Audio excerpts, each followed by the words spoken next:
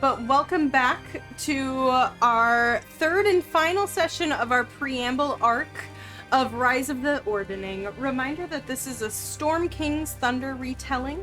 So I'm taking the story and I'm dropping it in my world and I'm changing things up. And if you know anything about the module, you may have picked up on what I've been doing already, which has been really fun. But already we have met Kamori, our barbarian, who faced some hill giants. We have met Nyx and Ravasi, who took out, or attempted to take out and chased off some fire giants. And now we are meeting our final character. So, with that, I think that we can jump on into things. Oh, I totally forgot! Cece, do you want to introduce yourself? Just say hi. Hello there, I am Chris Christmas / Cece, either one. Happy to be here. Yep, Cece and I have been, actually, I will just say, because I don't think I introduced Shorty and Sly last weekend, I think we just jumped into it. But I've been playing with some of these people for years. And all of them DM, which has been really cool, and it's just been a pleasure to have them at my table. So, all right, we are going to jump on into things. Iris, you dream. Or at least that's what you've always called it. These glimpses into your reality, the past, the future. Never childish hopes or the crazed whimsy of your peers, but of things that your teachers could find in history books, or visions of things that eventually came to pass. Through study, you've learned to interpret it, to understand the difference between the fuzziness of the future not cemented and the sepia tones of the visions of the past. You see stars, as you often do. Your body made of stardust, reflecting the unmistakable constellation of the dreamer. One you never learned about in your studies at the academy or from tutors, but a constellation lost to time, only learned through poring through your mentor's books from worlds long faded. Looking up, a kaleidoscope of blues, purples, pinks, greens, punctuated by pricks of light. They swirl as they often do in this dreamscape, tearing open to reveal the same silhouettes of 4 people, fuzzy around the edges, that you've seen for months. The colors shift, a whirlwind around you pulling you in. You fall, bubbles surrounding you, drifting ever upward as a storm fades to be surrounded by the ocean. You close your eyes and see a throne made of bones and coral, the skulls of 2 dragons forming the arms, their tails curling around the base, an unmistakable crown of coral and lightning hovering above, empty, ever empty. You mourn, and you do not know why. You see a crash of lightning and hear a snap and feel something break. A rock face, no. A landslide, no. A berg of ice, no. A crackle of fire, no. A mask of clouds, no. And the throne again. Little pebbles scatter around the throne's base, forming into small humanoid figures, and there's an overarching shadow of a large humanoid behind the throne. You blink and see a sapphire eye, large, covered in scales, and feel rage. Ever burning, ever consuming, betrayal, revenge. You see a temple in a snow-covered mountain, lost to time, and large enough to be the top of the mountain itself. You see familiar scales of gold and red and green and brass, and feel determination. Through the trees and the mountains, you see a lone frost giant with a single horned helm, resting by a fire with a great axe by his side. He looks at you and sees you, sorrow and apology on his face. A friend not yet met, but a friend you know with certainty. Finally you hear whispers around you, consuming you, wrapping around you. Broken, broken, broken, broken. The same 4 people appear. Not fuzzy, not sepia. Formed as only the visions of the present have. One of them always reminded you of yourself, but different. 2 halves of a whole. The second stands tall with rounded? No, pointed ears. Their large weapon changed often, but has settled on the unmistakable shape of a scythe, a dark power radiating off them in determination.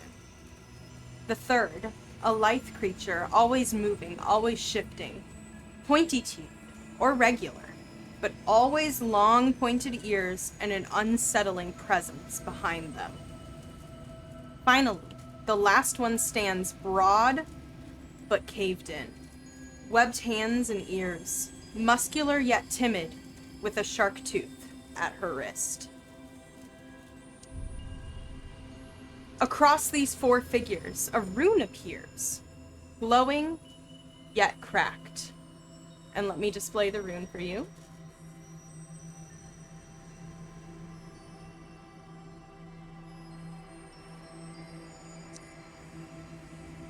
You do not understand what it means, and you watch as a crack of green goes through it. Then you are sucked through the rune and spat out onto the aurora borealis you've come to know over these last nights in the far north of Ilumelan. You sweep over a familiar snowy landscape, following footsteps that were not there ages ago, that are too large, to this village where you've shared a hearth. Dread fills you. At the edge of the valley surrounding the mountains, you see 12 giants. Their skin blue, clothed in furs and horned helms, and armed to the teeth. You sweep over them as if flying, as they approach the tall gates, 2 huge wolves traveling with them. A figure, your size, stands on one of the giants' shoulders, cloaked in black.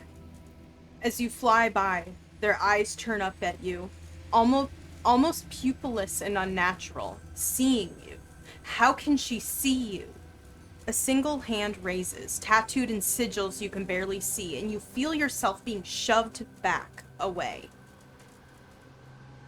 A giant's voice rings out, and you hear it, both in your vision and from your sleep.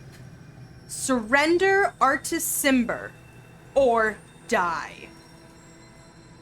Her hooks are in your mind and you feel yourself shoved. Normally you would wake, but something sharp tugs you back into your dreamscape, and you look down at your body made of stardust, and it's no longer the ever-present constellation of the dreamer. You do not recognize it, and for the first time, you hear a voice.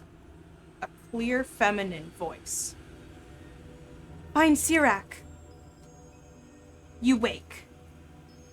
Your head ringing, your eyes blurry. In this moment, would you announce what your portent dice rolls are for today?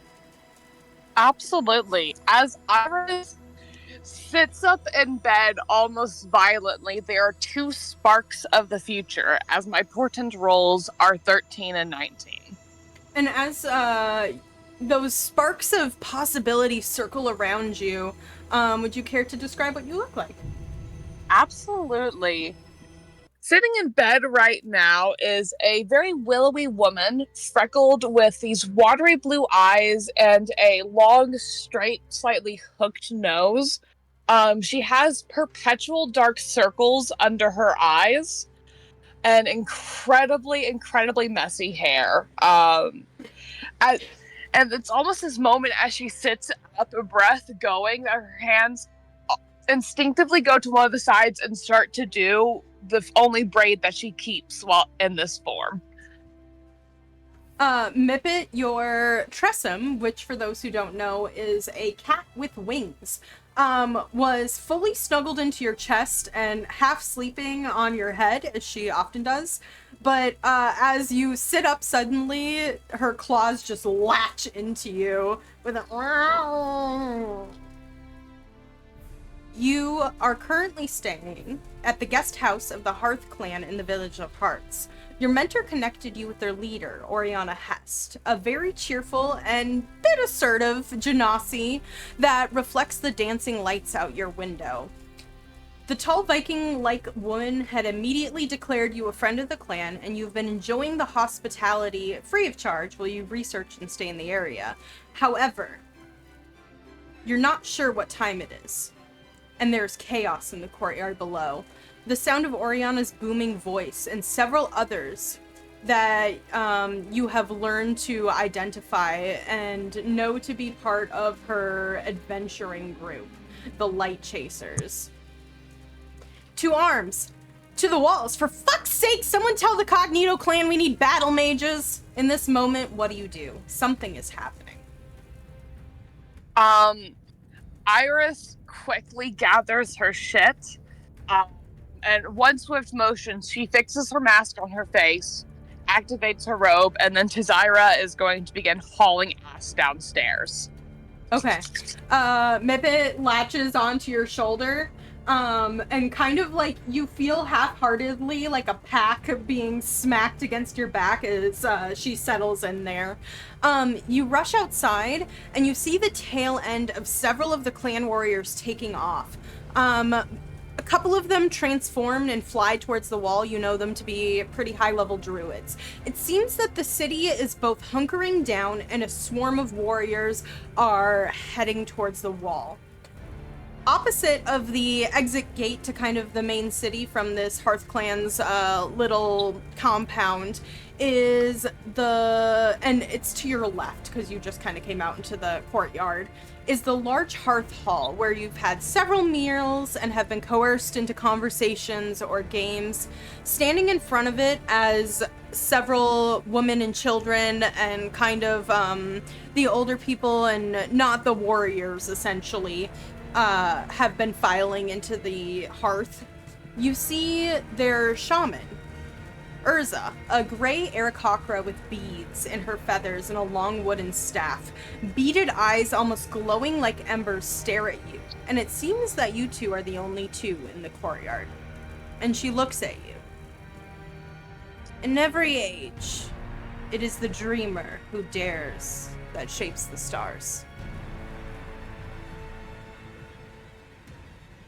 And she turns and walks back into the longhouse.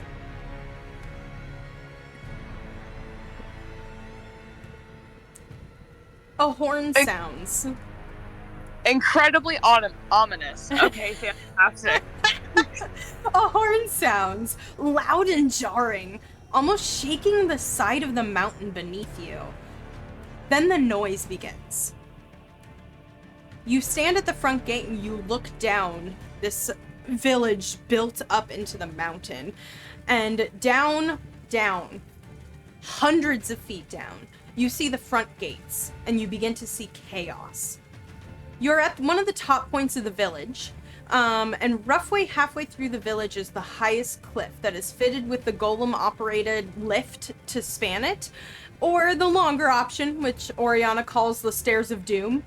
The Temple of All is on the ground floor. It's the only building at that level that is built into the side of the mountain, and the standing stones are barely visible as you peer down. Boulders the size of carts are flying through the air over the large wooden gate that protects the village, and you hear screams and see people beginning to scramble on the lower level, and evidence of battle is happening at the main gate. Flashes of light, explosions of boulder and fire, large booming curses in a language you do not understand. What do?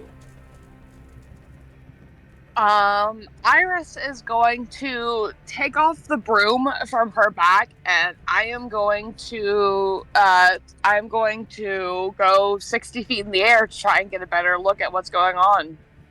Yeah. It looks like there's that group of 12 giants that you saw in your vision walking in have fully encircled the kind of half semicircle of the gate that protects the part of the Village of the Hearths that's on, we'll call it ground level. And as I said, it was kind of built up into the mountain. So you are like thousands of feet above the air.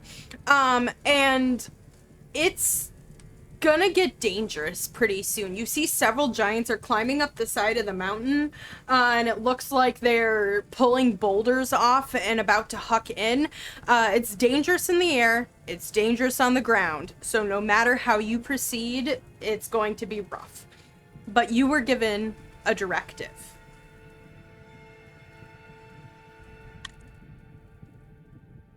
Yeah. Oof.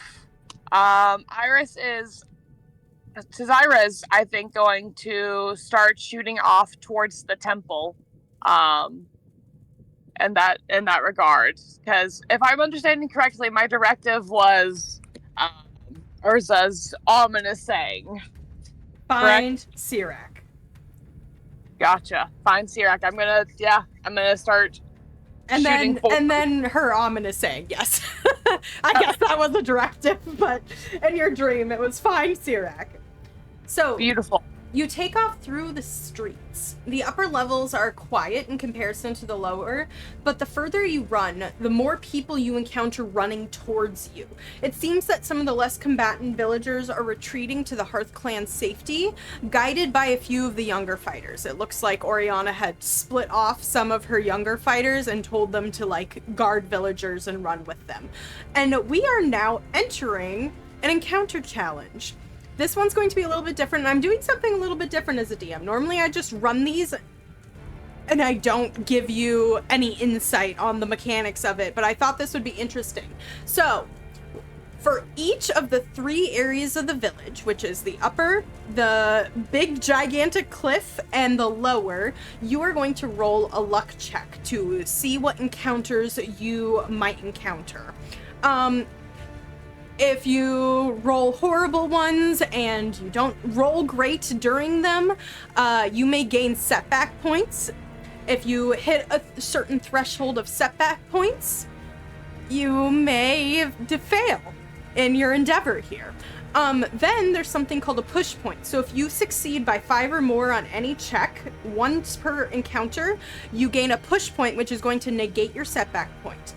And then there's something that I call karma points. So these are going to be your player, or your character has a little bit of a hero, and there are some options to help people along the way. And if you gain karma during this whole encounter, you may have some luck along the way. So, with that being said, will you roll me a luck check for this level? So that is a D100. You're so ready. Okay. So, with this,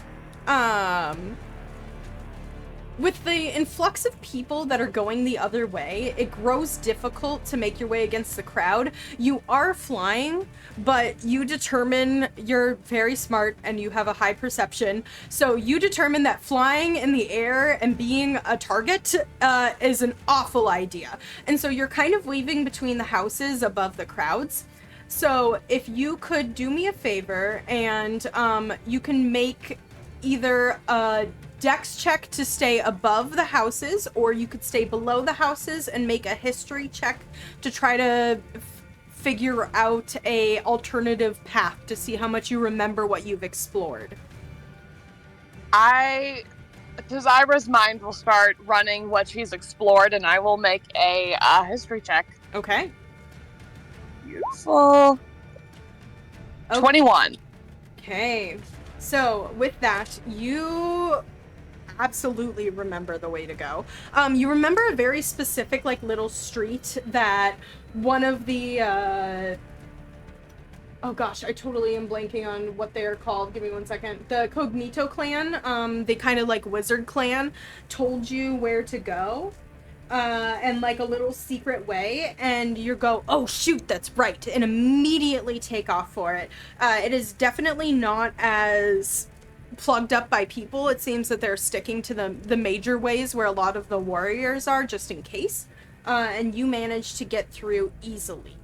However, as you are continuing and you're getting closer to the end, you watch as a boulder seems to like fly and smack into one of these houses in the top, which is the first boulder that has fully made it up here. And the house is really close to you. And it begins to shake precariously and threatens to tumble. So, if you could make a dexterity saving throw. Yep. I am going to replace that with my 13. Okay. And you have a +1, so it's a 14 total? Yep. Okay, so as you are flying underneath this, you just feel yourself not going to quite make it. And then what does it look like as your portent kicks in? So there's this moment where Tzira sees the falling of the building, and for a moment she's not there. Instead, she's seeing each of the actions she needs to do to get to the end and to get to safety, and by time her vision comes back to her, she's already there. Lovely. As you're kind of continuing, you hear a couple cries behind you as the building topples alongside you into the next building, and see that a couple of villagers that are kind of running on this street seem to have gotten crushed by a gigantic beam. You see that a couple stop to unbury them, including a priest that you recognize the garb, so you know that there's somebody trained in healing there. However, it seems that it's going to take too long. What is your choice in this moment?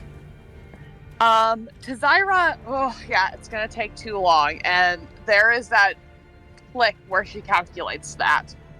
And I will stop my broom, and it's almost screech to a stop and turn around, and I'm gonna start mold earthing to try and help. Okay. I'm going to have you make... I'll let you argue. What kind of check would you make to kind of try to mold earth around these people to give them a little bit more wiggle room to crawl out? Could I argue an intelligence check? Because Tzira stops, right? And she takes a look at where each of the rocks have fallen, and I'm just going to try and mold earth any of the beams or rocks that are pressing in on these people to give them more room where they can wiggle without getting hurt or without not being able to breathe. Okay, I will absolutely allow an intelligence check. Go for it. 16 definitely is enough. So you manage to get at least... Honestly, I feel like with that, if you take a quick second, it's an action for each. You see about 6 people, so it takes about maybe 30 seconds. You feel the time ticking, but you recognize that you have done some good. Okay. And I think as I'm leaving, Tzira is just going to say to each of the people, because I trust my dream, there are at least 12 giants. They're heavily armed. Be careful. Watch the skies. Move quickly, okay? They nod at you. The priest is like helping one that seemed to have got his leg really crushed. But the rest of them, because of the mold earth, was absolutely saved them. And you have gained 1 karma point. Okay. Fantastic. Now we gotta go. You go. You make it to the cliff edge, flying over the last crowd of people that continue to push, and you continue to fly towards the Temple of All, where you assume Sirak is. You watch as a little girl drops her doll over her dad's shoulder, her screams lost in the panic. Looking down over the cliff, you see the lower level is littered with boulders and destroyed homes. A fire is slowly starting to break out. you see that one of the giants has destroyed the wall to the south, and it won't be long before they are in the city. How are you proceeding over this cliff edge? It is about a 300-foot drop. There's the stairs, there's the lift, and obviously you're on a broom. I'm taking my broom. Okay. I think Tzira is trying her best to stick near any buildings that are kind of against the cliffside as cover. Mm-hmm. But I'm going to start making my way down on my broom. Sounds good. Go ahead and roll me a luck check for this center, and if you would like to use your karma point, you can. 55. Okay. Are you reusing your karma point, or are you rolling with that? I'm going to roll with that, because there were way worse numbers I could get. That is true. Okay. So, also, I just need you guys to know that I was planning all these, and I didn't know that you had a broom, and then I went to check your inventory for something else, and I was like, oh my gosh! And I had to adapt all of these for a broom. So... I'm glad that I looked. That would have been really funny. Okay, so flying down is going to take you about 7-ish minutes, kind of in this slower state. And you continue to fly. There are several houses that are kind of built up into the side with the stairs is a little less steep, and they have kind of I think they're called hatchback, where they like weave back and forth, that are there. So you kind of stick more to that side and fly from house to house and cliff to cliff. And there is one moment where a boulder kind of flies by you. If you could roll me a dexterity saving throw to just dodge this boulder. Okay, so with an 11, it kind of clips the back of your broom. You don't take any damage, but it does bash you into the side of a building, and you're stunned for just a quick second. And you watch as the boulder starts to like cascade down the side of the hill. And with that, at that moment, you hear rocks crumbling above you. And you have an insanely high passive perception. And so you hear this and you immediately look up, and it seems that the top of the cliff is crumbling from this boulder, tumbling down the hill, and it is falling towards you in these houses. So if you have a way to evade this boulder, I will allow it. Otherwise, a dexterity saving throw is your other option.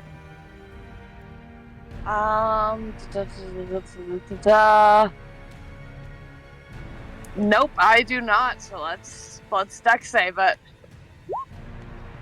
Okay, so with a 13, oh, I have no dice out. We're gonna open roll this. You take half damage.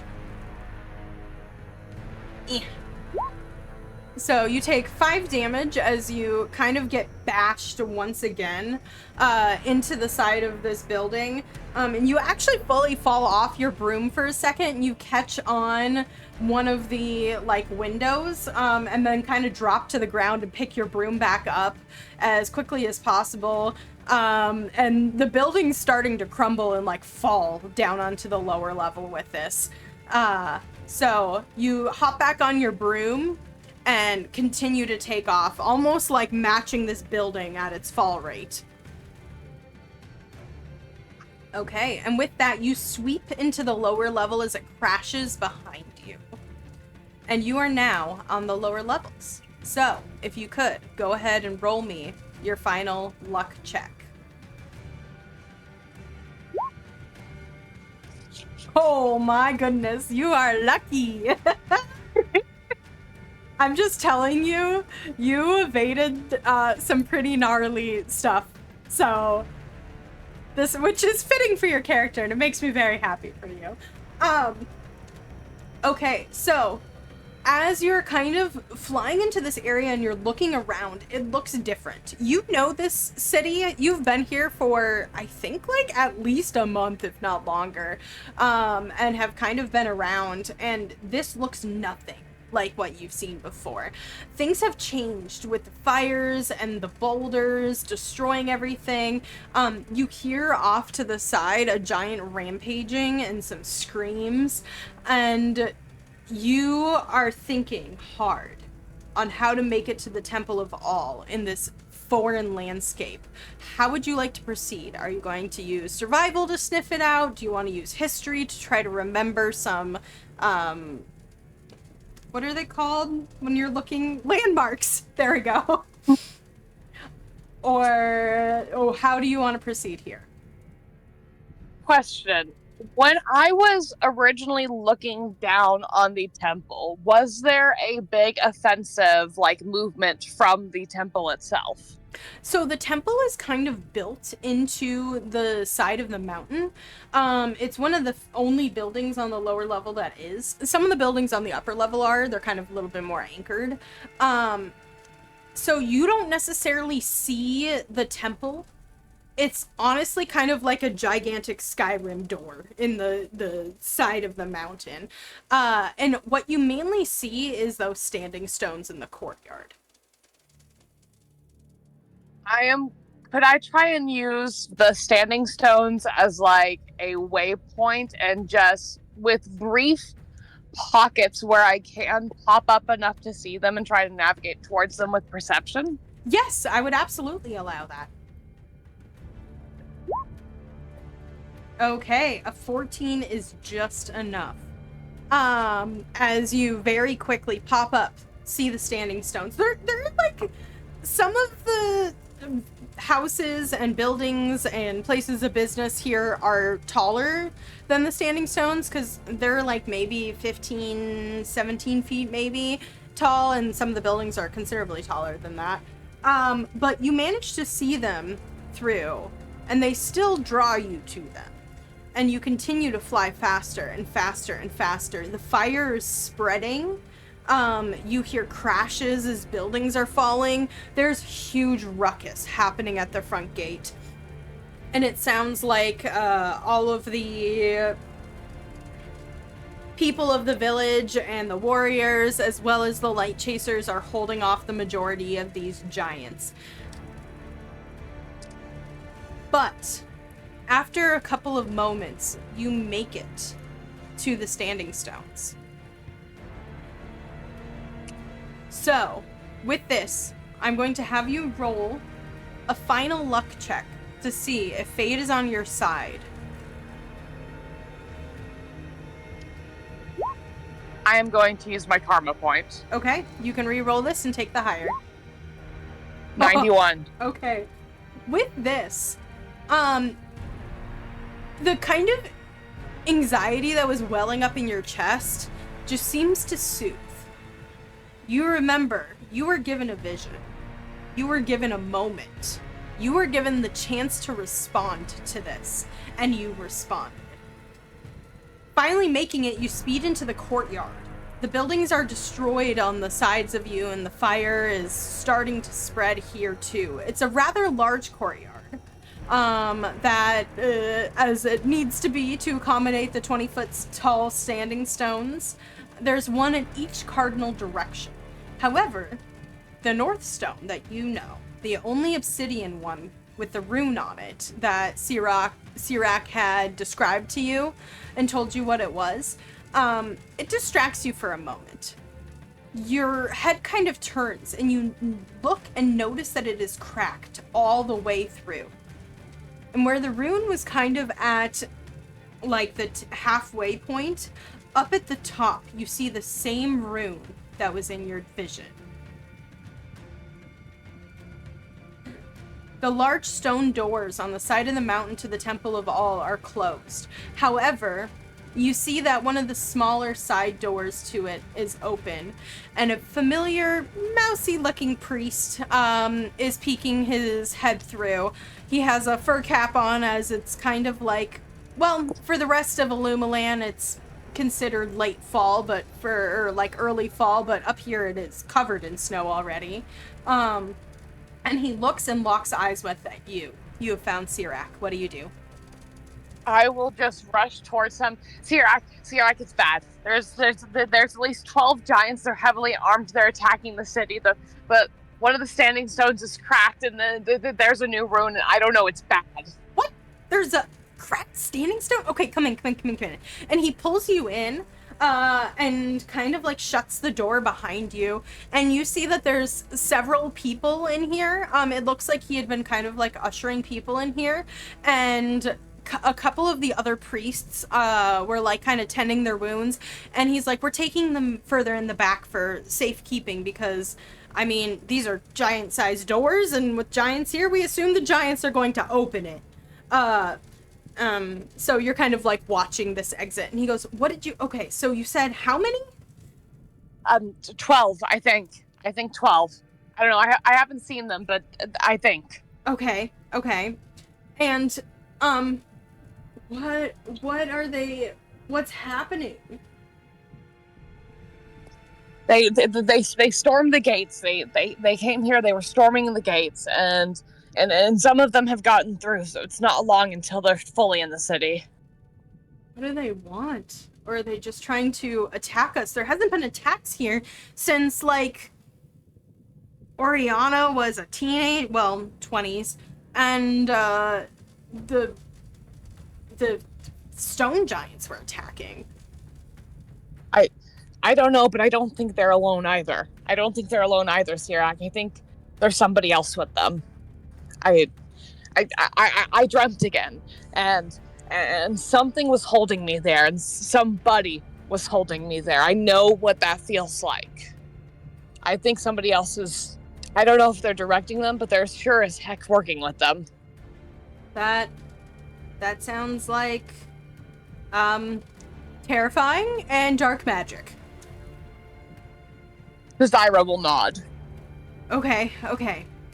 So, I don't think that 12 giants would think that they could take the whole city. So maybe they're looking for something, or they just want to take out some of the heroes, or what. We don't know. When I went screaming, I heard, "Surrender our December." He blanches. Like, yeah, he's not, you don't need a high insight to tell. I mean, this is a person that you've kind of been interacting with, and he's a little bit of, I don't want to call him a friend because I don't want to put words in your mouth, but like, you guys have studied together, you guys have chatted a lot. He completely blanches and makes a face, and he looks scared. What does that mean, Tzira? Oh dear. Oh no. Okay. This isn't my fault. But they're looking for my father. He's not here.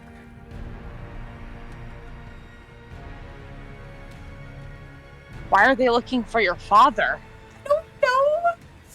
But like, no, you don't get it. He's not been on this plane since I was 6 years old. That's what like plane did over 20 years. I don't know. So if they're looking for him, maybe they're coming to find me. But I know nothing of him. I have no connections to him.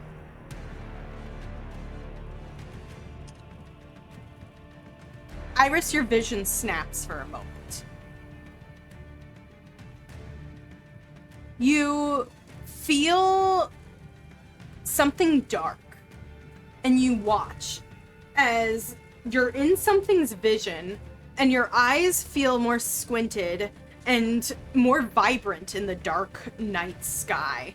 And you watch and you feel a satisfaction looking at the burning houses as you fly through. And you watch as just on the edge of your vision, you see smoke and darkness and just little green plops of skulls and smoky embers coming through. And you see the standing stones coming into vision. Something's here. And you come back to yourself. Something's outside, Tzira. Okay.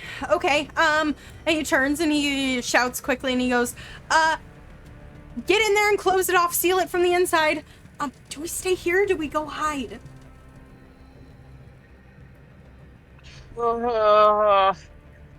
There is a feeling of, there's a moment of conflict on Tzira's face.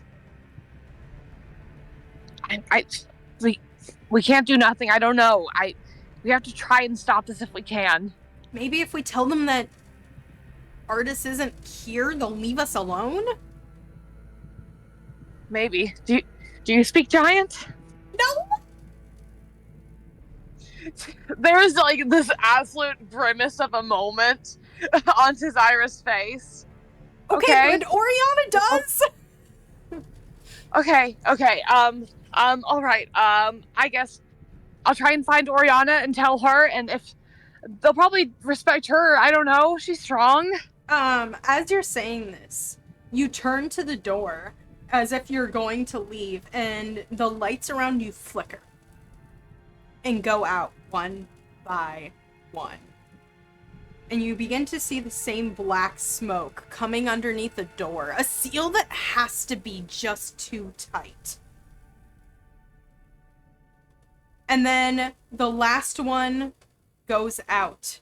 And you don't see in the dark well, but you feel your Mipit's claws clawing into the back of your neck in fear. And you watch as a almost sickly green light begins to fill the room. And you see a figure standing right in front of the doors. Tall, in robes, with the longest ears you've ever seen. And as your vision begins to adjust to this new, very low, very vibrant green light, you see that her eyes are sharply turned inward and a very pointed nose, elegant and otherworldly. Her features are just a bit too sharp. She turns eyes on you, glowing this dark purple, almost no pupil, fully purple, as a circlet of bone across her brow and is elegantly woven into her dark gray hair. Now, you don't seem to be Artis Cimber, and you don't have the ring, but you have his blood. And she begins to dash for Sirak. And with that, I think we are going to drop onto a map and roll for initiative. Oh boy. So this is a larger map. I did not enable a light in this one because why do the doors look so wonky? There's not a door in the middle of nowhere, I promise. Ignore the wonky doors. But you made it into the temple, so that is where you are. Alright. And if you could drop your token here. And then let me find Tzira. Oh, he's just a guy. Yeah, he is just a guy. He does normally wear, like, the red robes of Lady Simona. He does worship her.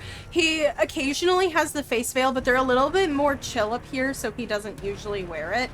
And it's kind of like the cross between, do I wear my priestly garbs or do I wear what's practical in this cold? And it's the middle of the frickin' night. It's like 4 a.m., so he's wearing what's practical. Okay. So, with that, go ahead and roll me some initiative. Oof. Oh, no. No.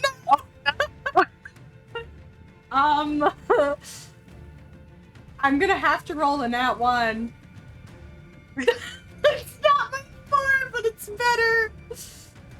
Oh my gosh. Dude, Depp has a heavy Midwestern accent. Someone said, I feel like I should have done that, and I'm very much regretting it now. Oh, don't you know? My family. Right? Okay. So, with that being said, the smoke has begun to completely fill this room, as I was saying, and you begin to, like, smell this just little bit of poison in your nose. She looks absolutely terrifying and looks like she's going for Tzira. That is her goal. And so, with that, she begins to cast a spell, weaving into shape, pulling from the smoke all around her as a hand, a gigantic skeletal hand with long fingers right next to Tzira begins to form. I don't have a token for this, but he is now grappled by her gigantic spectral hand. And that is her turn. Alrighty, my Roll20 has decided to wig the heck out. Okay. So I am reloading. Apologies. You are totally good. He does yell out. It doesn't seem that he took any damage, but it is, he is grappled. Gotcha. Alrighty. I will at least, I know oh my gosh, nothing is loading the way it's supposed to. Don't you love when it does that? Especially when it was fine before? Exactly, especially when it was fine up until the moment she started taking her turn. Alrighty, well, I know at least one thing. I am going to, in a bonus action, the stars once again begin to creep up Iris's form, and I am going to, I'm going to take the form of the archer. Okay. Beautiful, and I can now probably see a little bit better. Fantastic. Yep. And then I kind of, as the stars begin to creep up to Zyra's form, glittering and forming these constellations, congregating at her hands first and going further up.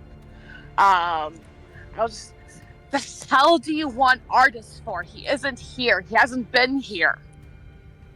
Oh, I know he's not here now. But that one has his blood. Maybe I can track him. I am then going to... Is she wearing any metal? No, she's not. She is in robes, and now that you can kind of see a little bit better, they're less of robes and a little bit more of like, you know, if you get to be a cool necromancer queen, why don't you dress slutty robes? With like a gigantic deep V and like the long bell sleeves that she flourishes around. She's fabulous. Fantastic. You know, if you are going to be a necromancer, why not be slutty? Exactly. Well, fantastic. I'm going to sling a guiding bolt into her. Okay. So let me... It's probably not going to display on the VTT, but let me just... That's okay, I trust you. Cast spell slot. Oh, fun, it's not rolling. One moment. That is a... If it'll roll. Okay, fun. Fantastic. We love that. Technology issues. Love technology issues. Okay, fantastic. My Roll20 is finally back. Okay. All right. 11.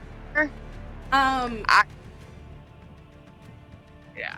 Okay, so she nimbly, kind of just like haphazardly steps to the side as you throw the guiding bolt at her, and it looks like stars gather around you and you shoot them straight forward, and they're fighting off all the smoke, and as she steps to the side, she sweeps the stars under her gigantic bell sleeve as the smoke begins to eat it. Cute.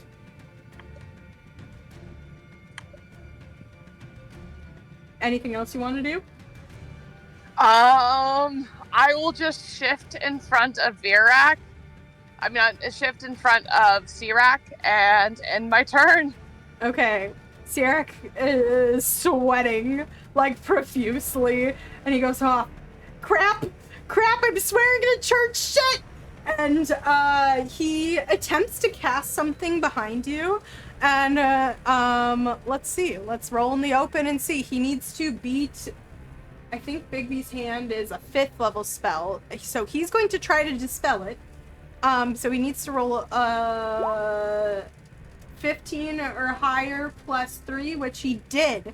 And as he does that, he looks like he's holding his face so tightly, and the hand just dispels. And he falls on his ass right behind you, and he goes, "Oh my god, I can't believe that worked. I can't believe that worked. Thank goddess. Thank goddess." But that is his turn. Beautiful. The necromancer goes, "Oh, tricky. Tricky, tricky. Look at you go. But I think there's so much more we can do." And the...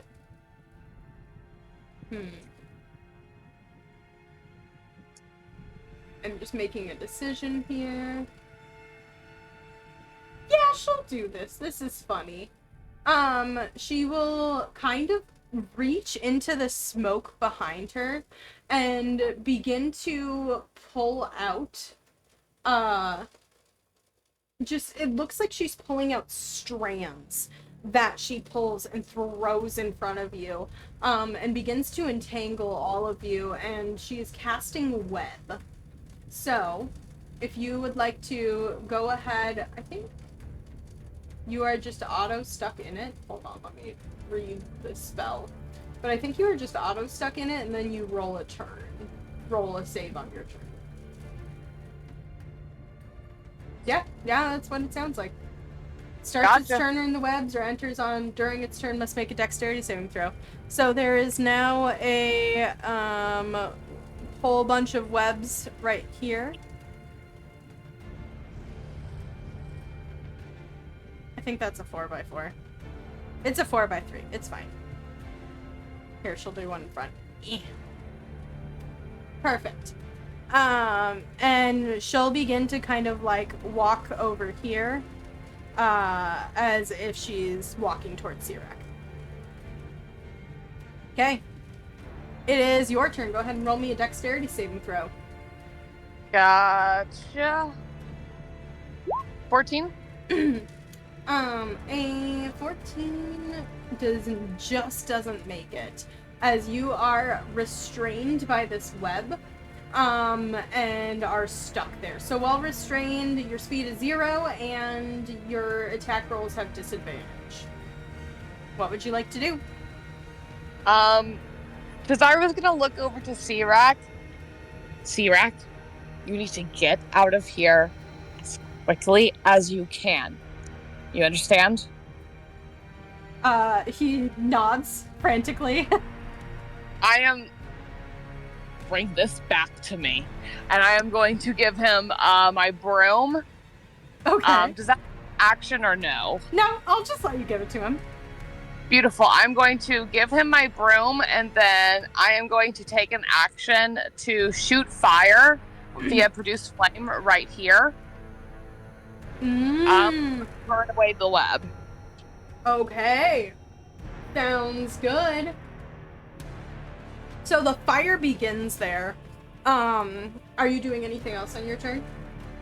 As a bonus action, I am going to turn to the bitch in front of me, and once again, the stars are going to gather, and it's not a guiding bolt, but it is another shoot of light, as I am going to make a spell attack. Let's see. 9 to hit her, which I'm assuming does not. No. Once again, you're trying to hit her, and she's almost hiding in these smoke and shadows, and you just hear her kind of half giggle as she slips through and appears on the other side.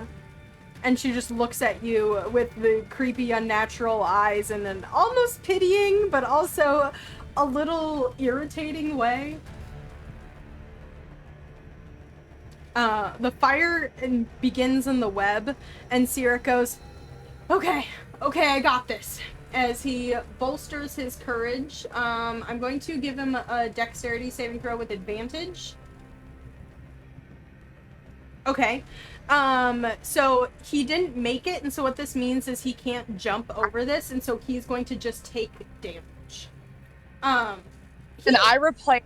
I know this isn't technically important, but I'm going to use it. Can I replace the saving throw with a 19? Absolutely. I will say he can leap over that fire, no problem.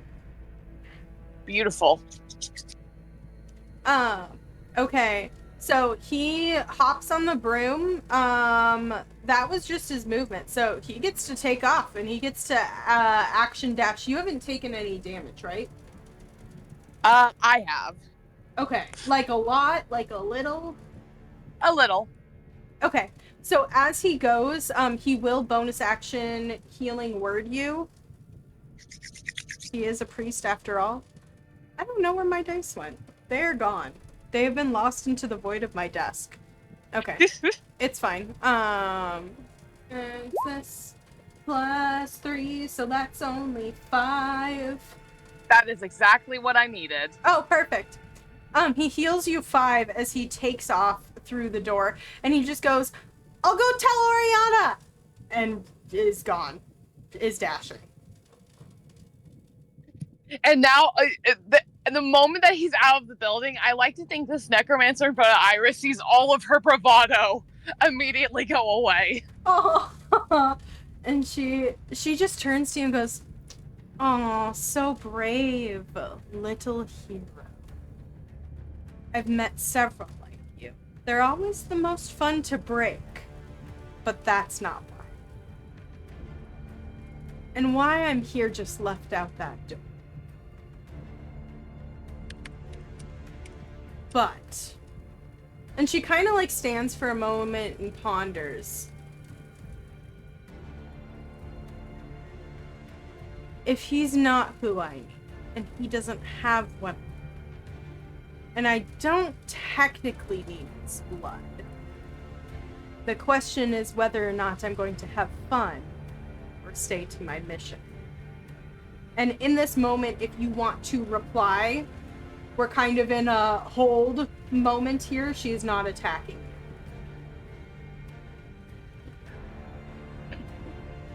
you. Tzira, what is your mission? Why? To find Artis Simber. And more specifically, the ring that he needs.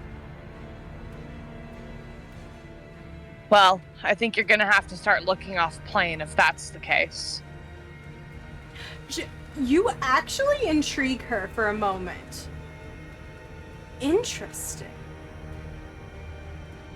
That would make sense why the initial casting was all spins. All spinning, and then it kind of half-pointed here. And then it didn't. Oh. And she begins... Oh, that's so cool. Like, Tzira's moment also kind of fades with realizing how that magic worked. Right? No, so the magic probably tried to find his last place on this plane. Oh, that's cool. Oh, shit. Either his last place or something close enough. And that young gentleman you just sent away is his only blood.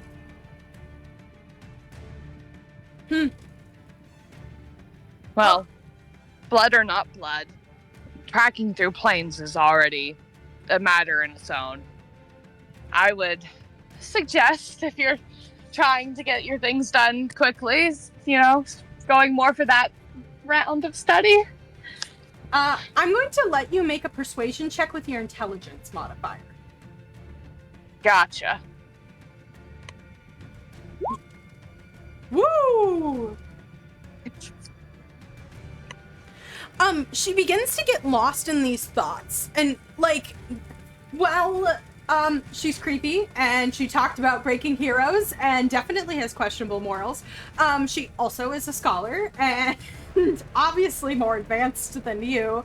And you appeal to this sense, and she goes, huh, interesting. And then she looks back at you and goes, I have the feeling that I'll see you again. And she snaps and disappears, fading into smoke as it swirls all around her, and fills up and gathers, and she's gone.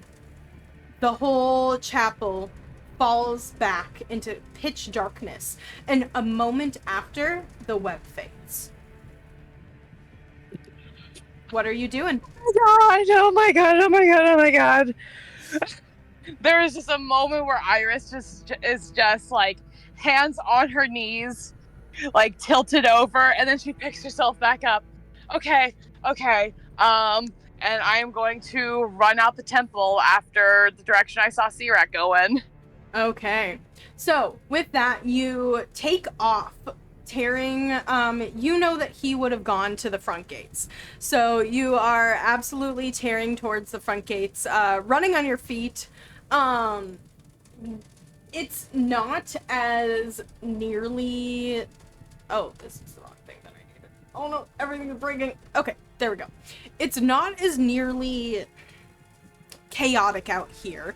Now that it seems that, like, the giants have gotten in, you see a giant is trying to, like, scale the wall over to the side as you run through. Occasionally, Mippet will jump off of your back and, like, fly up a little bit and kind of give you, like, a sense of, okay, go this way, and come back down and act as, like, a pointer cat. And you run through the streets. You run and you run. And you make your way towards the chaos, the wall.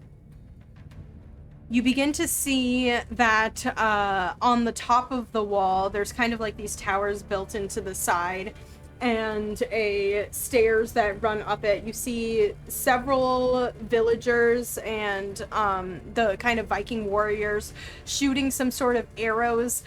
Some of the Cognito clan are calling down fire and ice from the top.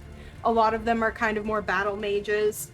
And several, you watch as a boulder crashes into the wall off to the side, and several people go sprawling. And you kind of turn the corner just as you see Tzira land on the top. He's very easy to pick out considering the fact that he's on a broom. And he lands next to a very familiar figure, wearing a gigantic wizard hat for absolutely no reason other than they think it looks cool, but a tabaxi with white and black fur who's a little getting on in her years. You watch as they go, like, gesture towards the side as you kind of are tearing up next to the stairs next to them, and you roll up next to Crescent Moon, who is one of the light chasers, and also a member of the Cognito clan, who was kind of like leading their little battalion. And they kind of go, oh my god, what? Okay, so they're looking for someone who's not here because you're not them, but they're tracking you. Got it. Okay, hold on. I think I can buy you some time to get down to Oriana. Oh, hi. Tzira. Hi. Hi. The lady's gone. I told her to look off plane, and it was a good idea to her. Oh, thank God, Tzira says. Okay, thank you, goddess. Appreciate it. I mean, if my deadbeat dad gets fucked over, that's his own problem. Obviously, he pissed somebody off. This is the most you've ever heard him swear. He like hands you the broom back. Thank you. Tzira, she was looking for a ring he has. Do you know what ring he had? Do you remember? No, I don't, but the guild would know. In this moment of, like, only slight reprieve, one of Tzira's 4 journals is going to come out, and a mage hand starts very quickly scrawling notes. Nobody here judges you. They all understand. And you kind of, like, as we pan over this scene, You're scrawling notes, and in the background you just hear chaos. And you watch as two of the other Lightkeepers are kind of climbing up giants. Oriana has this rope that she has nailed into the side of one of their shoulders and is swinging around and using her giant greatsword to essentially hack off one of the limbs. And the Goliath is kind of fighting on the bottom, and he is bursts of this kind of clear teal light coming from him, and he gets kicked and bashed by one of the other giants off to the side. And you watch as Ara, who you actually would have had a little bit more of a connection with. She comes from the Skolgar clan, and she's married to Borski, the Goliath that you just watched get his shit rocked. But she's also part of the Light Chasers and has been residing here and not with her clan for a while. And she begins to start healing him. What are you doing in this moment? And once the most important notes are jotted down, Tzira will look up. All right, we need to give cover for him to get to Oriana, right? Or I can go, or whatever we need. Yeah, you can go. Sirak looks like he's about to shit himself. And Crescent Moon goes, okay, one cover coming right up, and looks absolutely excited by this. And you watch as they point up to the Aurora Borealis above and begin to do a pulling motion. And they look like they're pulling just a ton out of the sky. And you watch as they're essentially casting Firestorm, but it pulls from the Aurora Borealis as these bolts of fiery, so hot it's blue, and little dances of greens through it come through and firestorm all around these giants, and all of them are staggering and steam is coming off of their bodies. Are you taking the opening? Yeah. Okay. So you fly through. Go ahead and, just for the sake of things, to see how intense this gets, roll me a dexterity saving throw. Oh. Okay. 16? 16 is great. You dodge under a staggering giant. You get a little bit of height, and you peel off to the side where Oriana is kind of has this... definitely the largest giant, all wrapped up, and is shouting something in a language you don't understand. What are you doing? Oriana, if you can, tell them Artis isn't here, and their mate has left. She looks at you kind of confused, but she trusts you, so she absolutely just turns and says that. And the giant looks like you see just a lot go across their face. The desire to fight, the desire to stay, and he growls and grumbles something back to her.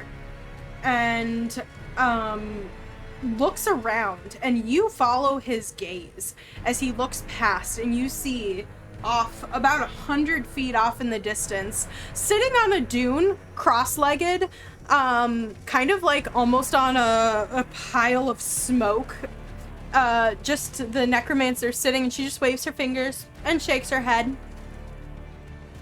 And he turns back and mutters something, and then picks up the horn off his waist and blows it. Almost immediate, the giants stop. And Oriana calls out, "Hold, ceasefire! Ceasefire, ceasefire!" And they begin to retreat.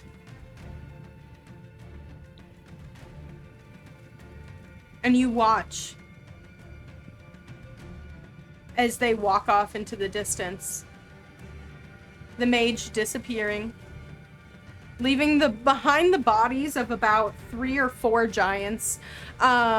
One of them does attempt to, like, scoop up a body, and Oriana kind of does this primal snapping motion at him, and he, like, balks and leaves.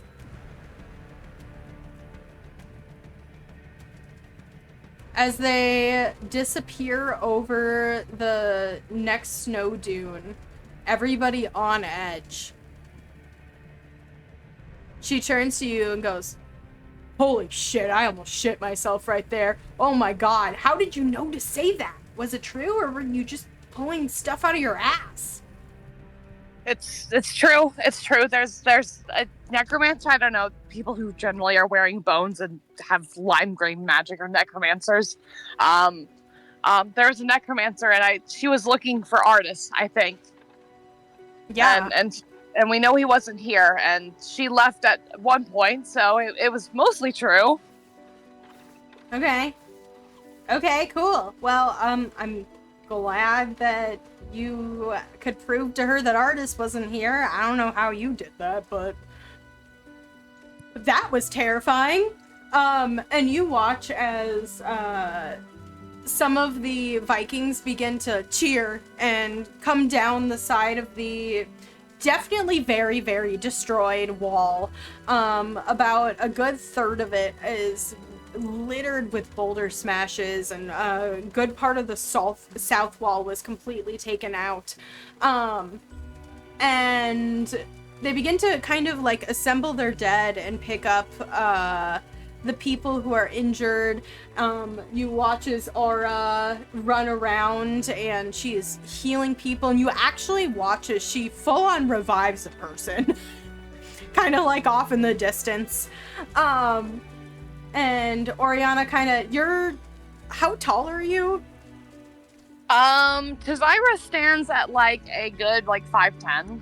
Okay, so she's like 6'4". So she like kind of leans down a little bit, and it's not in a condescending manner, but it's like more of the trying to get on your level. And she claps a hand on your shoulder, and it's just a little too heavy, and she goes, "Thank you. I don't know how you did it, but somehow you saved the village here. Sometimes the brains work better than the brawn, eh?" And she like jokingly punches you in the shoulder, and it hurts. Yeah. I'm happy to help. Yeah. You should probably tell Tobias what happened. He's kind of the resident giant expert here. The giants haven't been this active or raided the village since like 20 years ago when he got lost up here and stirred shit up. Something's happening. Tzira will make a face. Yeah. I absolutely have to. I've taken notes, so I'll give those to him. Okay. Well, I guess you have a long journey ahead of you, unless you have some magic means, but you're welcome here as long as you need. And she kind of smiles at you. I'm gonna go pick up my dead. Yeah. Best of luck. And question, I have the wine, correct? You do. You do have the wine. What are you doing? Are you gonna talk to anybody else before you leave? Yeah. I guess I'm gonna swing back and find Tzira again, because we need to talk about what the fuck just happened. Yeah, absolutely. You walk back through, you see destruction around you. And, well, a lot of these people are warriors. They suffered a heavy blow. This would not have succeeded had it not been for them calling it off. 12 giants. That's it. And You walk back through as they're kind of healing as many as they can. Ara seems to have revived fully another person, and you watch as she kind of like turns for a moment into Borski's shoulder, and you're not sure if it's out of weariness or out of like the intense choices she has to make in these moments. And Sirak is immediately tending to some of the people and warriors that have come back through the wall, and he looks up at you almost immediately and makes eye contact with you and kind of like motions for you to come over. Yeah, Tzira absolutely will, and I think especially as she's seeing like now really has the time to see any distraction. If there's anybody I'm passing who needs help, I will expend some spell slots of Cure Wounds. Okay. Yeah, absolutely. It's helpful. I imagine that you like drop to your knees down next to Sirak, and both of you are essentially just like dumping your spells into these people coming through, mending wounds, watching them stick together, setting bones back into place. Especially with boulders, some of these people got absolutely crushed. You watch as the fire around the city begins to be put out, and eventually both of you are fully expended, and he kind of like grabs your shoulder and pulls you off to the side.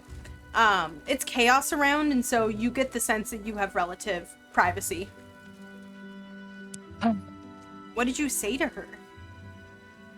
I told her, well, okay, this might have been dumb, but I told her to start looking off plane.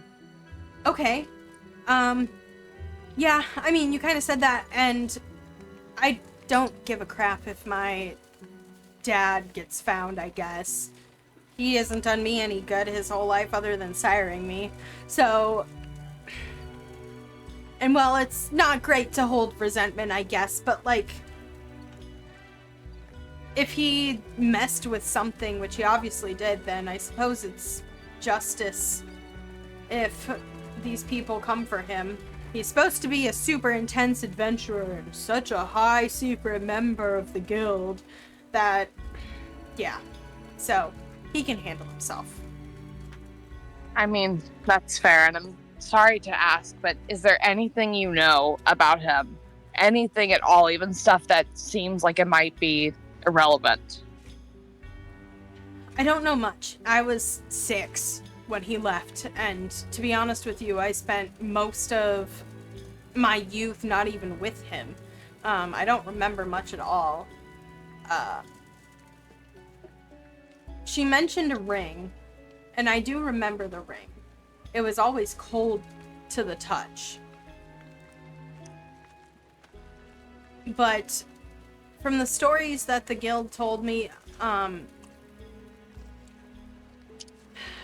didn't get too much other than them just letting it slip that he traveled off plane. He was a fighter of sorts. I don't know why the giants are looking for him, or more specifically his ring, but obviously he did something. Or he has something that was theirs. But why did they wait all this time? He's been gone for, like, almost 30 years. Something's stirring, Tzira. I told you a bit, but I had another dream right before I woke up, and there was, there was a throne of a kind, a throne made out of bone and coral with some kind of crown, and there was this figure behind it. So I'm not sure what on earth that's supposed to mean, but something's stirring. I know it is. Yeah. And I noticed as we were flying by that the standing stone was cracked. There's a new rune on it. Okay. Let's go look at it. Yeah, absolutely. You go back. So he seems to be able to somewhat read giant runes. He was the one who read the original rune for you that was on there, and had kind of given you a little bit of a tidbit of information about the original rune on this only obsidian standing stone, that it had... Hold on, let me go up here and make sure I have it correctly. That he recognized it as a giant rune and had asked Dvorsky to translate, and then had immediately gotten into learning how to read giant runes. But it is the Kong rune, and it means king. And it likely refers to Onum the Allfather, who the giants consider their god. Onum is said to have been the first original god of the multiverse, and is the offspring of law and chaos. And so, obviously there is some ties to giants here. And as you look at the new rune on there, it looks like it has been carved there for the entire time. It is the same, like, depth, the same matching as the Kong rune. However, you'll notice that I don't actually have a picture of the Kong rune. I'll find it and send it to you. You'll notice that, and he'll actually say this, if you look at this rune and a lot of other giant runes, they have a lot more of these sweepy lines, lots of curves, and like the thick-ended kind of edges to it, and lots of like dots and all of those things. And these are very straight, you know? I can't interpret all of these. I don't understand, but it seems to be 4 parts is what I can kind of get. And he'll kind of motion, and he'll like cut it down the middle. So this section, the first section is 1 part of 2 runes, and the second section is 1 part of 2 runes. And one of them definitely reminds me of the Thursaz rune, which means disruption and giant, specifically. And I don't know if it's inspired by that or what it means. And then here, if you look at the second part, this B part looks a lot like a rune meaning rebirth.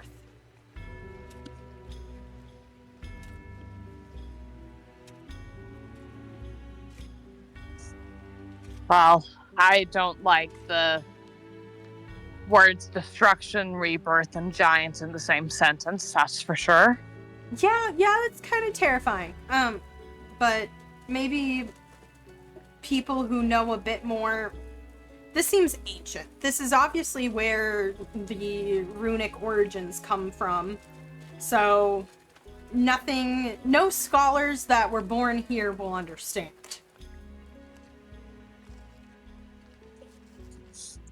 Tzira will nod a bit. Well, thank you for deciphering runes for me once again, Tzira. Yep. I think I'm wondering if it's time for me to head back down to Nassau and ask my good old friends down there what they know of my father and this ring. Nassau, you said? Yeah. Didn't I tell you I grew up in the Wyvern Wings Adventuring Guild? Yeah, absolutely. I'm just... If they tell you anything... I mean, this is a very personal ask. If they tell you anything that might be useful to everything I'm trying to figure out, would you send me a letter? Or send Tobias one? Sure. Or, I mean, you met Lilith, right? Maybe, or not Lilith, Liliana, right? Yeah, of course. Okay, I'll just have her send you a message. She checks fantastic. in on me every once in a while. I don't think it's her. I think it's Izzy checking in on me, but like, you know. Oh, it's probably Izzy. Okay. Well, thank you. You definitely saved my life.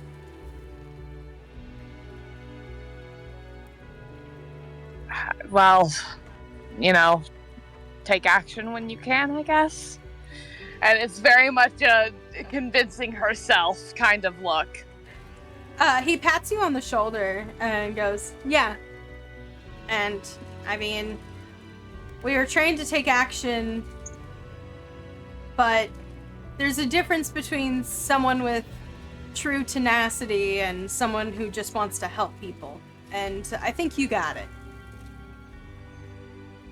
I'll give him a smile. Thank you. Travel safe, Tzira.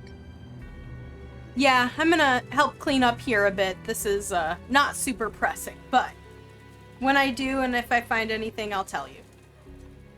I appreciate it, and may the lady light your path. He grins. You too. Alrighty. I can't think of anybody else who Tzira desperately needs to talk to. Okay. So with that, you reach into your pack, you pull out a flask of wine that you have tried to learn to make your own self over the years. Tobias would have given you a very interesting looking flask that has a familiar symbol that you've seen all over, stamped on various things. He's talked a little bit about like his organization, but you would know that it looks like kind of a full circle with a little bit of a intense deepened side, which I'll show you.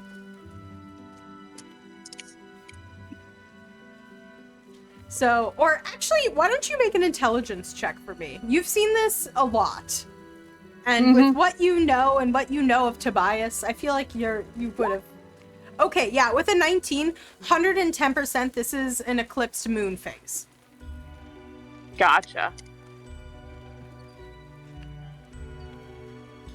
So, with that being said, you pull out your flask. You pour yourself the exact amount you need. You have 2 remaining after this. And you take a sip.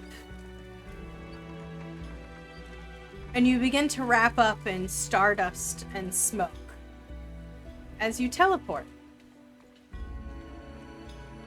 And this is where we are going to end our session for the evening and end our final chapter of the preamble arc. So next we return, we will see where all of these characters have teleported with their matching wine that they drank, and maybe, just maybe, they will have teleported to the same place.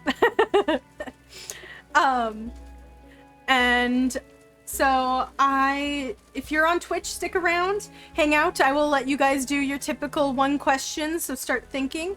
If you're with us on YouTube, thank you so much for listening. I hope you enjoyed. Leave a like, comment, and subscribe. Tell us your favorite part of this, and we will catch you all in the next one. Goodbye!